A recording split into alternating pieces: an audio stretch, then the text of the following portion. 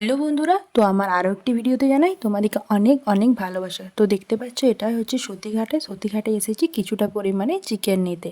তো আজকে যেহেতু মনটা চিকেন খেতে মন যাচ্ছিলো তাই এখানে নিতে এসেছি। তো এই দেখো বাড়ি চলে গেছি। আর বুনুর হচ্ছে এই যে পেঁয়াজ রসুনটা এই যে মিক্সিতে পেস্ট করতে ওর কিন্তু প্রচুর পরিমাণে ভয় লাগে, তো সেই জন্য আমি এতে পেস্ট করে দিলাম। তো বুনু এখন রান্না করবে।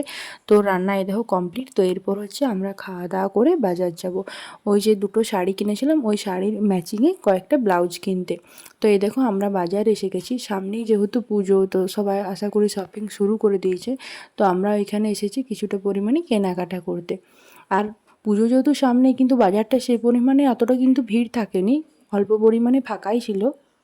আমরা ভেবেছিলাম যে সামনে যেহেতু পুজো হয় তো অনেকটা পরিমাণে বাজারে ভিড় থাকবে, কিন্তু বাজারটা সেই পরিমাণে ভিড় থাকে না। তো আমরা এখানে দুটো তিনটা দোকান ঘুরেছিলাম, কিন্তু ওই দোকানগুলোতে আমাদের ব্লাউজের কালারটা বা ডিজাইনটা আমাদের কিন্তু পছন্দ হয়নি। তো আমরা এখানে কিন্তু ব্লাউজটা নিইনি।